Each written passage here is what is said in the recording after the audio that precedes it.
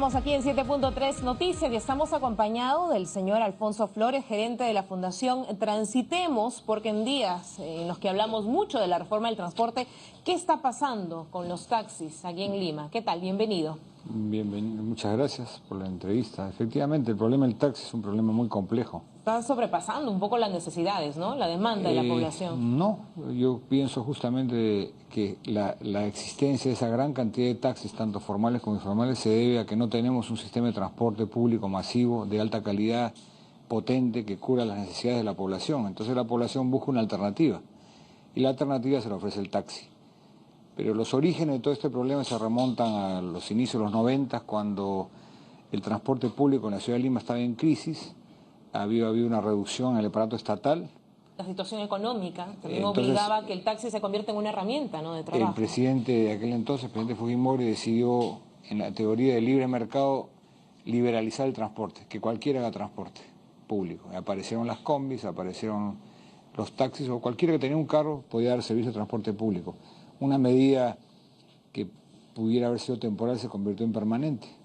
Entonces, como el transporte público no se ha desarrollado, tenemos cuántos años de atraso, las líneas del metro se vienen hablando, creo, desde la época del alcalde Bedoya. Increíble. Entonces, tenemos un atraso, según los expertos internacionales, de unos 80 años en transporte público. ¿Cómo regularizar el sistema? Cuando se ven algunos esfuerzos por la formalización, veíamos que se aplicaban medidas para que solo circulen taxis con estas franjas cuadradas, pero no vemos eso como una medida efectiva. Claro, lo que se trató fue identificar al taxi, ¿no?, formal. Si se obligaba al taxi a pintar el carro completamente, es un costo alto, ¿no es cierto? Por lo tanto, creo que buscar una solución que no fuera muy onerosa con aquellos que se formalizaban. El registro formal creo que apunta que hay aproximadamente unos 90.000 taxis registrados en el CETAME a enero de este año, y otros unos 15.000 en el Callao. Por lo tanto, hay alrededor de 100.000, 105.000 taxis formales en la ciudad de Lima. ¿Formales? ¿Y si le sumamos los informales? La informalidad, mal contados, hablan de unos 100.000 más. Pero repito... Estamos hablando de 200.000 taxis. Claro, para poder solucionar el problema del taxi, que además no solamente es la cantidad, sino la forma de operar. La calidad, ¿no? La forma de operación. Cuando para un taxi son 5 o 10 minutos de negociación, y atrás hay otra cola de otros tantos taxis. Eso genera congestión vehicular. El taxi está permanentemente circulando, cosa que no debería estar en estación esperando ser llamado, como es en todas partes del mundo. No cuenta con taxímetro, por eso la negociación de tarifa hace engorroso el proceso. Pero todo esto es producto, como digo yo, de la ausencia de un transporte público de calidad masivo, ¿no? Si tuviéramos todas las redes del metro ya listas, si tuviéramos los corredores de integración complementarios, cualquier modelo de reforma de transporte que haga una integración intermodal de todos los modos de transporte, la demanda del taxi baja sola. Uno no puede regular el taxi por decreto. Técnicamente hablando, por el tamaño de ciudad y población, Lima no necesitaría más de 75.000 a 80.000 taxis a lo sumo, incluido Callao. Pero como no tenemos ese transporte público de calidad masivo, la gente busca una alternativa. Y también se suma el tema social, es decir, como está liberalizado, la informalidad campea por todos lados, es una fuente de ingresos para mucha gente. Aquí en Lima se pretendía que a través de la Gerencia de Transporte Urbano, lógicamente, se tomen las medidas, y estábamos hablando de poder caracterizar el servicio, no solo con el color, sino con estas franjas a las que hacíamos referencia. ¿Dónde quedaron esos esfuerzos? Está la ordenanza. Fue una de las últimas ordenanzas que dio la administración anterior sobre cómo regular el funcionamiento del taxi. Se hablaba de taxi de estación, taxi remis, taxi independiente. Y veíamos las colas, ¿no?, en el CETAME. Exacto. Entonces, pero eso tiene que ir con otras medidas complementarias para evitar la informalidad. Por ejemplo, ¿no es cierto?, cómo implementar el modelo del taxímetro, que tanto se habla. Es muy simple. Si nosotros hacemos que el taxi, per se, la unidad, sea la empresa del taxista, ¿no es cierto? Esta es mi empresa. Cualquier empresa deduce sus gastos de su operación anual, ¿no es cierto?, antes del impuesto a la renta. Pero si mi taxi se convierte en mi empresa, yo pongo mi taxímetro y emito un boleto, los gastos que me genere mi empresa, es decir, el taxi, llantas, combustibles, reparaciones, esto yo los deduzco de mi impuesto a la renta, ahí me conviene ser formal. O sea, se requieren medidas adicionales. El colocar el taxímetro ayuda tanto a descongestionar la ciudad, porque no hay esa negociación permanente, es más fácil para el usuario, que también tiene un boleto y lo va a poder descontar también de sus gastos como transporte, y el taxista, que es su empresa.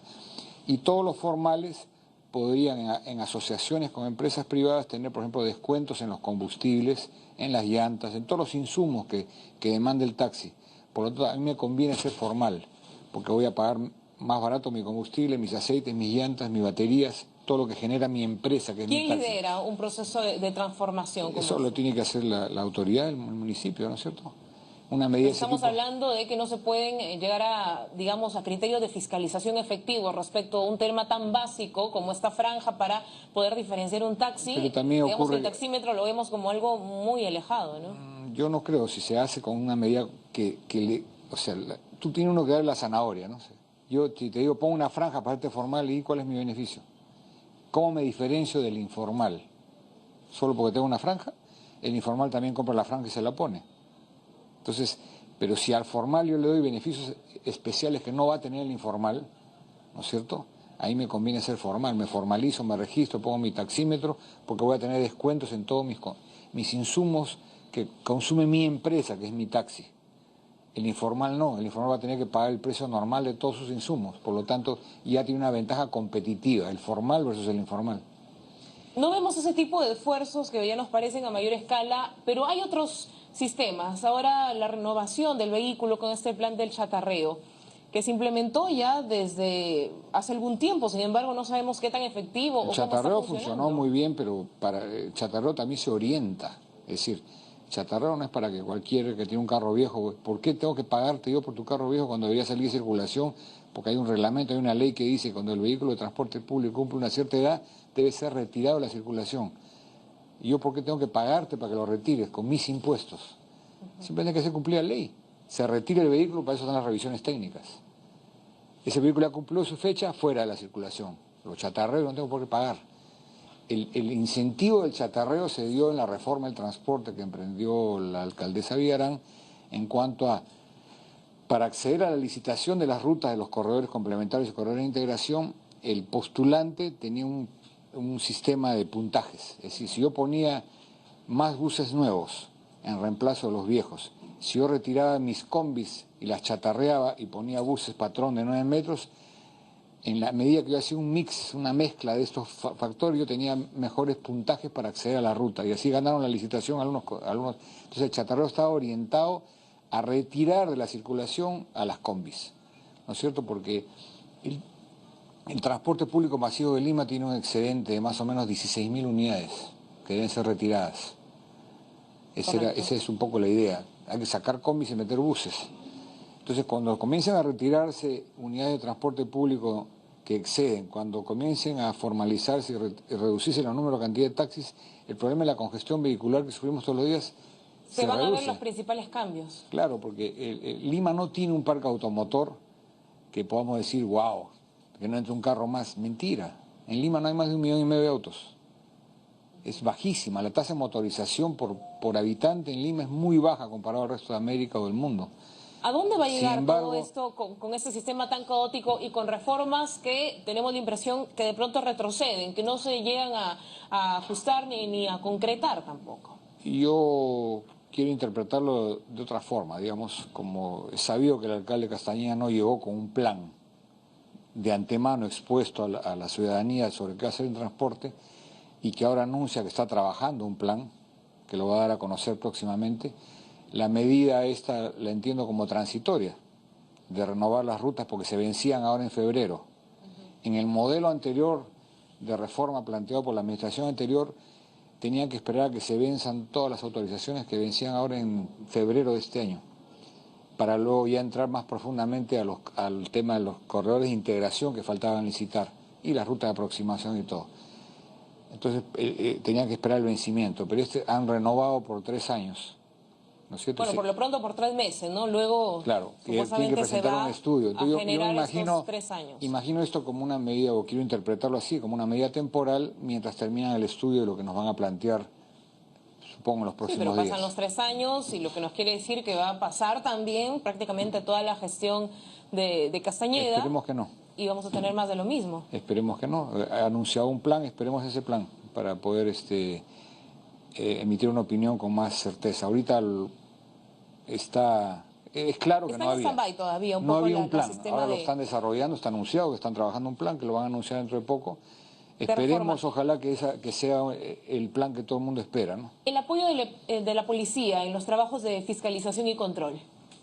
A ver, es que son dos tipos de fiscalización. Cuando hablamos de tránsito o tráfico, la responsabilidad es de la Policía Nacional, en coordinación con la Autoridad de Transporte. Pero cuando se habla de fiscalización de transporte, esa es una labor de los inspectores municipales de transporte. No es lo mismo que fiscalización de tránsito. Entonces hay dos responsables en esto. El inspector municipal de transporte. El control, por ejemplo, de que un taxi esté circulando y que tenga un número de papeletas elevado. Las papeletas es tráfico. Pero también hay sanciones administrativas que les imponen. Por eso a veces cuando se ingresa al SAT y se ve que una unidad de transporte tiene X cantidad de infracciones, lo que no se diferencia es cuáles son administrativas y cuáles son de tráfico. Por ejemplo, una sanción de tráfico sería, por ejemplo, pasarte la luz roja. Una de transporte es no recoger al pasajero en el paradero. Entonces, una le impone la policía, la otra la pone el inspector municipal. Entonces son responsabilidades compartidas. Pero en todo caso sí, efectivamente, hay un déficit de fiscalización, no de ahora, sino de hace mucho tiempo. La fiscalización en Lima tiene que pasar ya a un modelo de fiscalización electrónica. Para eso tenemos una serie... ¿no? Claro, si tenemos la tecnología está. Sistema? Todos los televidentes saben que nosotros tenemos nuestro sistema de placas que cuentan con las dos placas físicas visibles que están adelante del vehículo y hay una tercera placa que está en el parabrisas del vehículo, ¿no es cierto? Sí, correcto. Y todo el mundo se preguntará, ¿y para qué sirve eso?